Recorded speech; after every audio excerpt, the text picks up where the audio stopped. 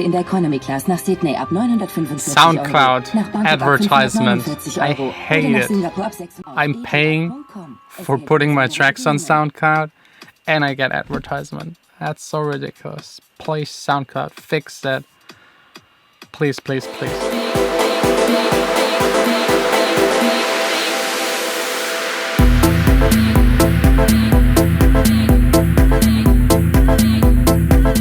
Hey guys, good morning. I felt yesterday so down that Vanessa actually bought me something.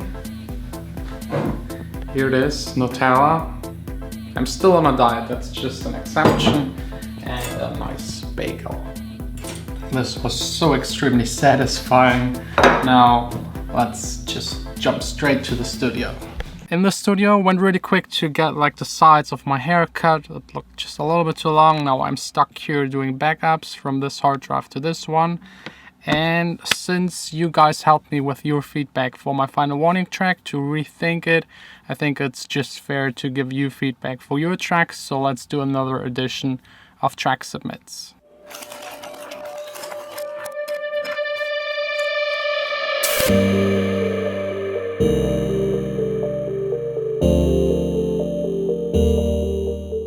I already picked a random person out of over 75 submissions just within the 2 weeks. That's really amazing. I wish I had the time to give everyone feedback, but I will usually just pick 3 to 5 people for the track submit videos. If you want feedback, you can try to get on the Jon Sine team app where everyone gives everyone feedback, which is really nice.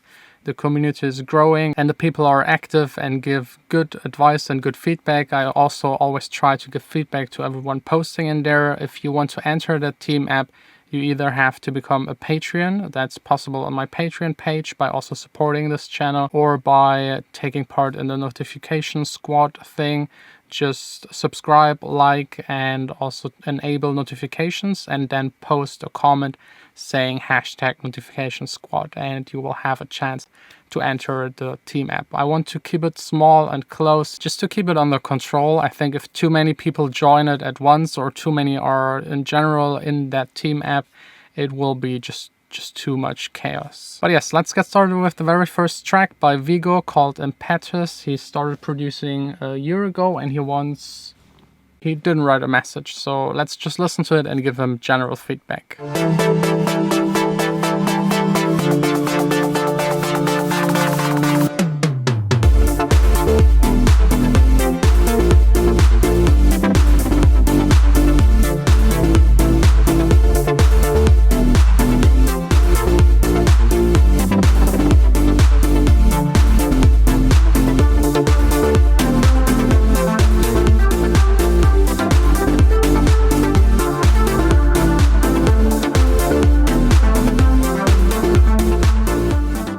For 1 year, that's already pretty good. I usually try to give the people based on their experience advice. It doesn't make sense to just judge it and compare it to maybe someone that already makes music for 10 years.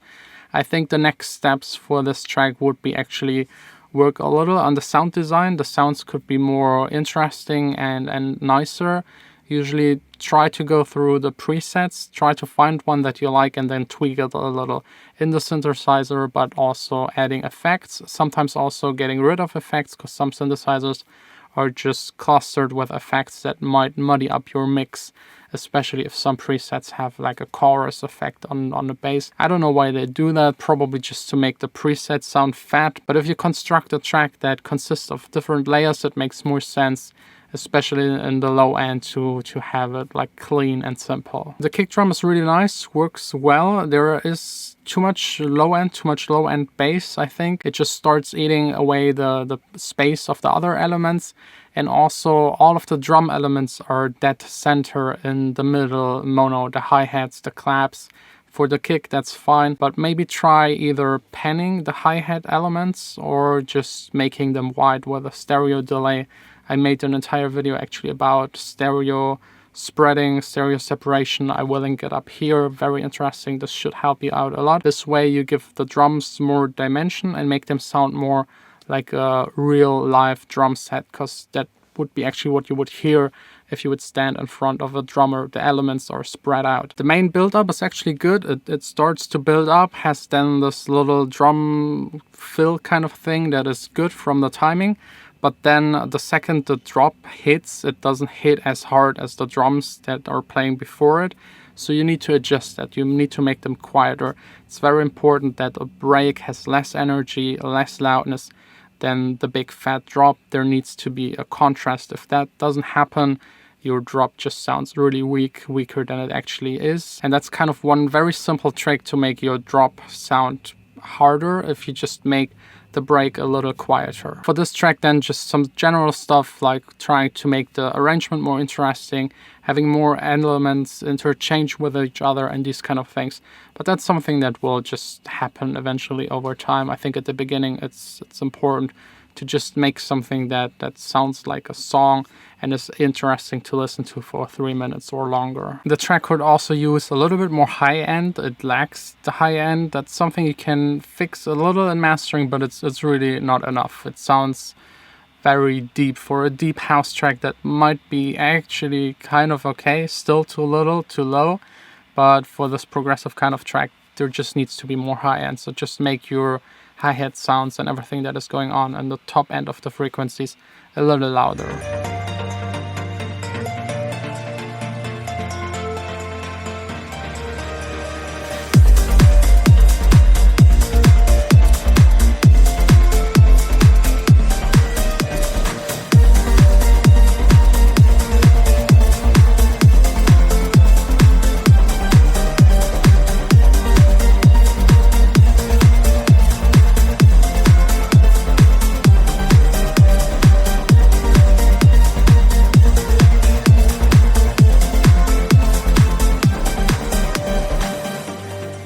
Yeah, another kind of progressive house track by Michael. It's called Chill Pill. He asks, how's the low end? It could be definitely better.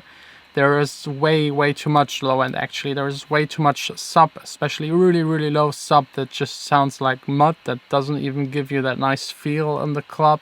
Like the bass that makes like your stomach tingle and makes you dance and move. It's more like the very low part that is unnecessary. So cut your bass around 30 hertz, maybe 40, maybe 50, depending on the kick. If the kick already has a lot of bottom end, you might cut away a little more on the bass. You in general need to kind of fill out the bass part. Just imagine the low end being a box. That's all the space you get, and you can place in there the kick and the bass and maybe some low percussions. So if you have a really big, huge kick drum, have a smaller bass, or if you want to have a big bass, have a smaller kick. Trying to get both is usually one of the most common beginner mistakes. It will just sound horrible and muddy, so cut either one of them. Usually if you want to cut the kick, it makes more sense to try to search for another kick that just plays a little higher, or pitch it up, or take a kick that sounds more like an acoustic kick. If you want the bass to be like the lowest part and the sub part of the track, then maybe layer it with a sine sub, kind of, you have more control over it. You can change the volume of it separately to the higher bass, and the more control you have, the better. But don't overload this bottom part of your track. That's like the most obvious thing that makes your track sound bad and will make it a lot harder to mix the rest, because the space, if you put too much into it, it might also extend into the other elements. So be careful with the low end. Just for comparison, if you check out some of Michael Jackson's older tracks, they don't really have a whole lot of low end. They're very mid-heavy, and they still sound extremely professional even up to today. Having too little bass doesn't sound bad at all, especially since a lot of people just listen to it on their headphones or on their mobile phones. But having too much bass will immediately result in a track that just sounds cheap, kind of. So try to avoid that. It's better to have less low end than too much, and fixing the low end, if you have too little in mastering, is way easier to just add it than trying to remove it again.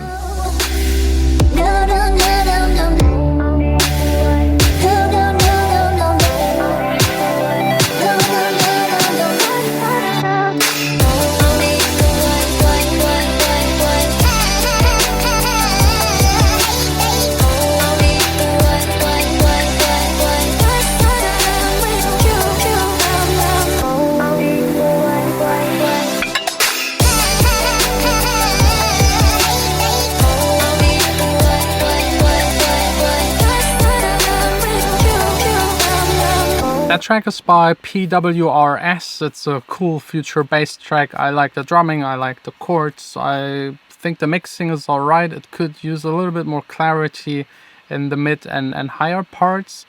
But overall, really good. They have been producing for 4 years. You can definitely hear that.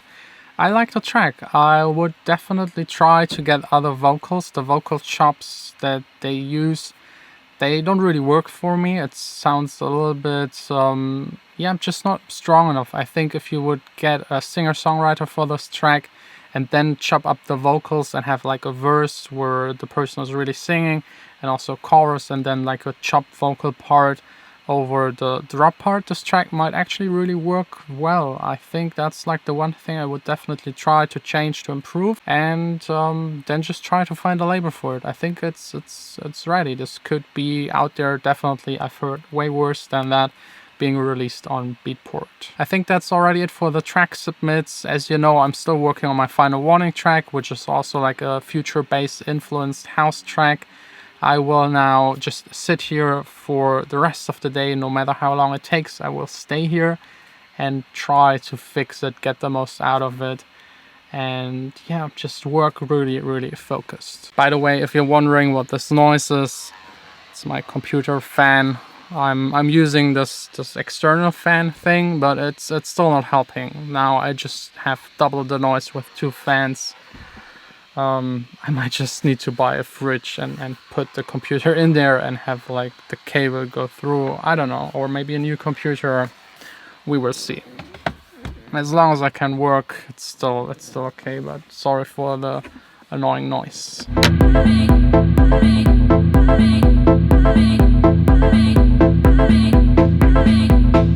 Had a great session, and as you can tell, it's way past midnight. I replaced almost every single... Man, that's loud.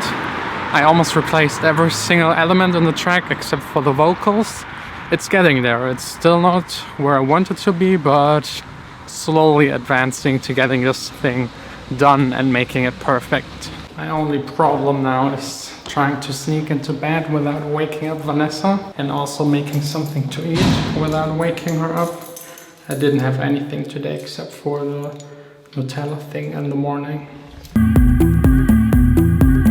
Shh, I have to be really quiet. And I think the only option I have is Nutella. It's the only thing that doesn't make any noise. Yeah, I know it's just an excuse, but hey, that stuff is good. Nutella.